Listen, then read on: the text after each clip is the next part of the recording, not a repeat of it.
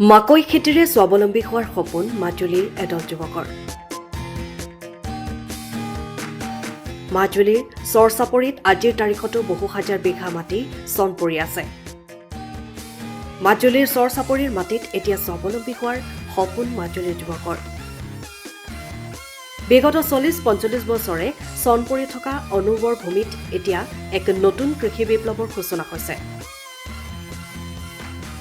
মাকৈ খেতিৰ জৰিয়তে কেৱল মাজুলীৰে নহয় সমগ্ৰ অসমৰ কৃষি বজাৰখনক চহকী কৰাৰ সপোন দেখিছে স্থানীয় এদল উদ্যমী যুৱকে।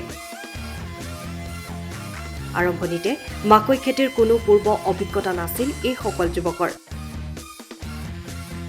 কিন্তু গুৱাহাটীৰ একাংশ বন্ধুৰ দিহা পৰামৰ্শ আৰু অসম চৰকাৰৰ মুখ্যমন্ত্ৰীৰ কাৰ্যালয়ৰ বিশেষ অথচ প্ৰত্যক্ষ তৎপৰতাত তেওঁলোকে আগবাঢ়ি আহে এক নতুন প্ৰত্যাহ্বান ল'বলৈ। মাজুলীৰ প্ৰাক্তন জিলায়ুক্ত ৰাতুল চন্দ্ৰ পাঠক আৰু কৃষি বিভাগৰ এডিঅ' ৰাজা ফুকনৰ প্ৰত্যক্ষ সহযোগিতাত অঞ্চলটোৰ 21 গৰাকী নিবনুৱা যুৱক লগ হৈ গঠন কৰে সঞ্জীৱনী কৃষক গোট। কৃষি বিভাগে তেওঁলোকক সময়মতে বীজ আৰু সাৰ যোগান ধৰি এই যাত্ৰাত সম্পূৰ্ণ সহায় কৰে। এইসকল যুৱকে প্ৰথম অৱস্থাত 120 বিঘা মাটিৰ পৰিকল্পনা কৰা হৈছিল যদিও কাৰিকৰী অসুবিধাৰ বাবে 90 বিঘা মাটিতে মাকৈ খেতি কৰিবলৈ সক্ষম হয়। প্ৰথমবাৰতে লাভ কৰা সফলতাই তেওঁলোকক ইমানেই উৎসাহিত কৰিছে যে অহা দিনত 2000 বিঘা মাটিত মাকৈ খেতি কৰাৰ লক্ষ্য স্থিৰ কৰি লৈছে এই সঞ্জীৱনী কৃষক গোটে। এই মাকৈ খেতিৰ পৰা কেৱল মাকৈ গুটিয়েই নহয় বৰঞ্চ মাকৈৰ আটা, মাছ আৰু পশুধনৰ খাদ্য আদি বিভিন্ন উপজাত সামগ্ৰী উৎপাদন কৰিব পৰা যায়।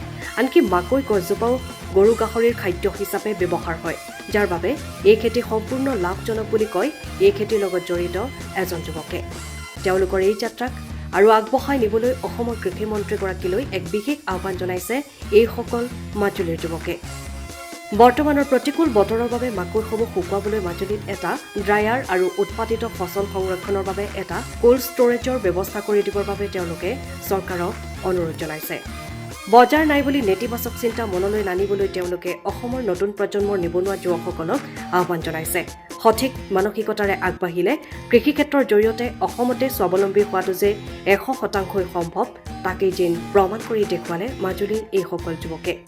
এইসকল যুৱকে মাজুলী জিলা প্ৰশাসন আৰু মাজুলী জিলা কৃষি বিভাগক ধন্যবাদ জ্ঞাপন কৰে তেওঁলোকক এই খেতি কৰিবলৈ সহযোগিতা আগবঢ়োৱাৰ বাবে। একচুৱেল মাজুলীত গোমধানৰ খেতি কৰাৰ মোৰ কোনো পৰিকল্পনা নাছিলে আৰু মই বিশেষকৈ ইয়াৰ বিষয়ে একেবাৰে অনভিজ্ঞ আছিলোঁ।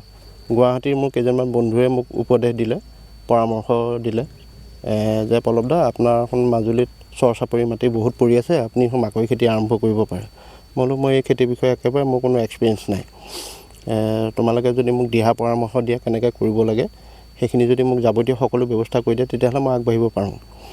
তেওঁলোকে গৈ অসমৰ কৰ্মদক্ষ মুখ্যমন্ত্ৰীৰ ব্যক্তিগত সহায়ক ৰঞ্জিত ভট্টাচাৰ্য ডাঙৰীয়াক অৱগত কৰিলে কথাটো। অসমৰ মাননীয় মুখ্যমন্ত্ৰীৰ ব্যক্তিগত সহায়ক ৰঞ্জিত ভট্টাচাৰ্যদেৱে আমাৰ তেতিয়াৰ মাজুলী জিলা উপায়ুক্ত ৰাতুল চন্দ্ৰ পাঠক ছাৰলৈ ফোন কৰিলে।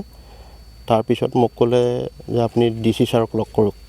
মই গ'লোঁ, ৰাতুল পাঠক ছাৰক লগ কৰিলোঁ। ছাৰক মই ক'লোঁ যে ছাৰ মই কমলাবাৰী ফেৰীঘাটৰ সমীপত মাকৈ খেতি কৰিম বুলি ভাবিছোঁ। ছাৰ আপোনাক সকলোখিনি কথা মুখ্যমন্ত্ৰীৰ ব্যক্তিগত সহায়ক ৰাতুল চন্দ্ৰ পাঠক ৰঞ্জিত ভট্টাচাৰ্যদেৱে আপোনাক সকলোখিনি কথা কৈছেই। ছাৰে মোক ক'লে হয়, মোক ফোন কৰিছিলে, তুমি আগবাঢ়া, মই তোমাক যিমানখিনি পাৰোঁ সহায় কৰিব লাগে মই সকলোখিনি ব্যৱস্থা কৰি দিম। সেইমতে মোক আমাৰ এগ্ৰিকালচাৰ ডিপাৰ্টমেণ্টৰ এডিঅ' ৰাজা ফুকন ছাৰক লগ কৰিবলৈ ক'লে। ৰাজা ফুকন ছাৰক লগ কৰি সকলোখিনি কথা ক'লোঁ। ছাৰে ক'লে সকলোখিনি আপুনি মাটিখিনি উলিয়াই লওক, বাকী আমাৰ ডিপাৰ্টমেণ্টৰ ফালৰ পৰা যিখিনি সহায় কৰিব লাগে আপোনাক সকলোখিনি সহায় কৰা হ'ব। মই সেই মৰ্মে আমাৰ কমলাবাৰী সমীপৰে মই খুৰাহলা আৰু আলিমুৰ বামুণ গাঁও আৰু বটিয়ামাৰী এই অঞ্চলৰে 21জন যুৱকক লগত লৈ এখন 21জনীয়া কমিটি গঠন কৰি সঞ্জীৱনী কৃষক গোটৰ নামেৰে নামাকৰণ কৰি মই খেতি কাৰ্যত নামো। তাৰপিছতে মোক ডিপাৰ্টমেণ্টৰ ফালৰ পৰা ছিট দিলে। ছিট দিয়াৰ পিছত সময়মতে সাৰ যিখিনি যাৱতীয় ব্যৱহাৰত ইয়াত লাগতিয়াল সকলোখিনি ব্যৱস্থা মোক এগ্ৰিকালচাৰ ডিপাৰ্টমেণ্টে কৰি দিছে। তেনেকৈয়ে আগবাঢ়িছোঁ। কিমান বিঘা মাটি? মই মাটি উলিয়ালোঁ 120 বিঘা, কিন্তু মই খেতি কৰিলোঁ মাত্ৰ 90 বিঘাত। 90 বিঘাত মানে মোৰ কাৰিকৰী ট্ৰেক্টৰৰ কাৰিকৰী বিজিটো কিছুমান হ'ল, মানে কহুৱা আৰু জাওবনৰ মুঢ়া উঘালাৰ পিছত ট্ৰেক্টৰৰ টায়াৰ চায়াৰ ফাটি মেলি মানে ট্ৰেক্টৰৰ যথেষ্টখিনি হেৰি হৈছিলে যান্ত্ৰিক বিজুতি। সেই খাতিৰত মই 90 বিঘা মাটিতে হাল বোৱাৰ পিছত মই বাকী 30 বিঘা মাটিটো মই খেতি কৰিবলৈ অপাৰগ হ'লোগৈ। বোলো প্ৰথম 90 বিঘাই আৰম্ভ কৰোঁচোন, আৰু এইবাৰ ভাবিছোঁ যে 2000 বিঘা মাটিত কৰিম বুলি। যেনেদৰে মোৰ মাটিটো অসমৰ মাননীয় মুখ্যমন্ত্ৰী ব্যক্তিগত সহায়ক ৰঞ্জিত ভট্টাচাৰ্যদেৱে মোক উলিয়াই দিছিলে, এইবাৰো তেখেতে মোক 2000 বিঘা মাটি মাজুলীত ব্যৱস্থা কৰি দিব বুলি মই তেওঁৰ ওপৰত বিশ্বাস ৰাখি মই সেই মৰ্মে আগবাঢ়িছোঁ। প্ৰথম খেতি কৰিছে আচলতে সফল হৈছে বুলি ভাবে? সফল হৈছোঁ বুলিয়ে ভাবোঁ। অলাগতীয়াল মাটি আছিলে, অলাগতীয়াল মাটি আজি প্ৰায় 40-45 বছৰ দিন এনেকৈ চৰ চাপৰি হৈ পৰি আছিলে, কোনো আগবাঢ়ি অহা নাই। আৰু মই একচুৱেল যেতিয়াই মোক লগৰ বন্ধুকেইজনে ক'লে, তেতিয়াই মই যেতিয়া কমিটিখন গঠন কৰি লৈ পেলাই ওচৰৰে নিবনুৱা যুৱকসকলক উলিয়াই আনি পেলাই যেতিয়া মই খেতিটোত আগবাঢ়িছোঁ, তেতিয়াই মোৰ মনত মানে মোৰ আৰু কিছুমান মানে প্ৰশ্ন নিজে মানে উদয় হৈছে যে অসমৰ বাহিৰলৈ যে যায়, আমাৰ মাজুলীৰ পৰা হায়দৰাবাদ, কেৰালা, বেংগলোৰলৈ যে যায়, কিন্তু আমাৰচোন আমাৰ হাততেই আছে, চৰ চাপৰি মাটি পৰি আছে।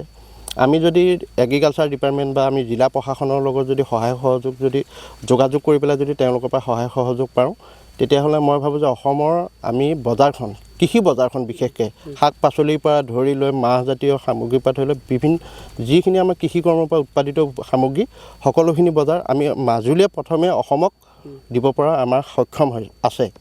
সেইখিনি সেইকাৰণে মই উঠি অহা প্ৰজন্মৰ বা যিখিনি শিক্ষিত যুৱক আছে নিবনুৱা হৈ, মই তেওঁলোকক আহ্বান জনাম যে আপোনালোক ওলাই আহক। বজাৰ নাই বুলি পেলাই নিগেটিভ থিংকিংটো ল'লে নহ'ব, বজাৰ অট'মেটিক আহিব। যেতিয়া আমি 10 বিঘা মাটি এটা কৰোঁ তেতিয়া বজাৰখন নাহে। আজি মই 90 বিঘা কৰিছোঁ, এগ্ৰিকালচাৰ ডিপাৰ্টমেণ্টে 750 বিঘা মাটিত খেতি কৰাইছে, বজাৰ অট'মেটিক ওলাইছে। আজি মই 2000 বিঘা পৰিকল্পনা কৰিছোঁ, ডিপাৰ্টমেণ্টেতো আৰু 5000 বিঘা কৰাব, তেতিয়াহ'লেতো অট'মেটিকলি বজাৰ কি ইণ্ডাষ্ট্ৰী আমি আনিব পৰা আমাৰ সক্ষমতা আছে। সেইকাৰণে চিন্তা কৰোঁতে প্ৰথমেই নিগেটিভ চিন্তাটো আনিব নালাগে যে মই পইচা ক'ত পাম। সেইবোৰ সকলোখিনি মানে ৰাস্তা এটা বন্ধ হ'ব পাৰে, 10টা ৰাস্তা খোল খাই থাকে। সেই মনোবৃত্তিৰে আগবাঢ়িলে আমি নিশ্চয় সফল হ'ম। কৃষি বিভাগৰ ফালৰ পৰা যথেষ্ট সহায় পাইছোঁ, আৰু এগ্ৰিকালচাৰ ডিপাৰ্টমেণ্টৰ আমাৰ এডিঅ' যিজন ৰাজা ফুকন ছাৰৰ কথা কৈছোঁ, তেওঁ সঁচাকৈ মাজুলীৰ কাৰণে, কৃষকৰ কাৰণে, বিশেষকৈ কৃষক বন্ধু, কৃষকৰ ভগৱান তেওঁ। আৰু আমাৰ আগৰ যিজন জিলা উপায়ুক্ত আছিলে ৰাতুল চন্দ্ৰ পাঠক, তেওঁ আমাৰ কাৰণে কৃষি ভগৱান। তেওঁৰ পৰা আমি যিখিনি সহায় সহযোগ পৰামৰ্শ প্ৰতিটো মুহূৰ্তত, ইমান কৰ্মব্যস্ততাৰ মাজত এতিয়া তেওঁ কৃষি বিভাগৰ সঞ্চালক পদত উপবিষ্ট হৈ আছে। তেওঁ প্ৰতিটো মুহূৰ্তত, যোৱাকালি মোক ফোন কৰি সুধিছে, পল্লৱ তোমাৰ খেতিৰ মোক বিষয়ে অগ্ৰগতি জনোৱাচোন। মই কৈছোঁ ছাৰ, মই অহা কালিৰ পৰা মই গুটি ছিঙা আৰম্ভ কৰিম বুলি ছাৰ ভাবিছোঁ, কিন্তু প্ৰতিকূল বতৰৰ কাৰণে ছাৰ মই বহুত সমস্যাৰ সন্মুখীন হৈছোঁ। ছাৰে কৈছে তেতিয়া যে গুৱাহাটীত বৰষুণ নাই, মাজুলীত কিন্তু যথেষ্ট বৰষুণ হৈ আছে, তথাপিও তুমি গুটি ছিঙা, আগবাঢ়া। প্ৰতিটো মুহূৰ্তত এগ্ৰিকালচাৰ ডিপাৰ্টমেণ্ট আৰু আমাৰ কৃষি সঞ্চালক মহোদয়ৰ পৰা প্ৰতিটো মুহূৰ্তত সহায় সহযোগ পৰামৰ্শ তেওঁলোকৰ পৰা পাই আছোঁ। আজিৰ পৰা গুটি ছিঙা আৰম্ভ কৰিছোঁ। এইটো আমাৰ প্ৰথমতে আমাৰ গুৱাহাটীলৈ যাব। গুৱাহাটীত আমাৰ গুটিটোৰ আমাৰ দানাটো তাত পিচিং হ'ব, পিচিং হোৱাৰ পিছত পেকেটিং হৈ পেলাই এইটো গুজৰাট লৈ আমি পঠাম। মাকৈ আটা বনাব পাৰি, বিভিন্ন মানে প্ৰডাকশ্যন আপোনাৰ মাকৈ এটা খেতিৰ পৰা কৰিব পাৰি। আৰু বিশেষকৈ মাকৈ গছজোপা আমাৰ গৰুৰ গাহৰি দানাৰ কাৰণে লাগে, আৰু মাকৈটোৰ পৰা আমাৰ মাছৰ দানা বনাব পাৰি, বিভিন্ন কামত মাকৈ। মোৰ খেতিটো কৰোঁতে প্ৰায় আজি ডেটলৈকে মোৰ এতিয়া 104 দিন সময় লাগি আছে। সম্পূৰ্ণ স্বাৱলম্বী হ'ব পাৰি। চৰকাৰলৈ আহ্বান এইটোৱে জনাম, আমাৰ অসমৰ মুখ্যমন্ত্ৰী মহোদয়ৰ মন্ত্ৰীসভাৰ দপ্তৰখিনি বিতৰণ কৰা হৈছে, আৰু যাক কৃষি বিভাগৰ দায়িত্ব দিয়া হৈছে তেওঁ এজন ডাইনেমিক কৃষিমন্ত্ৰী।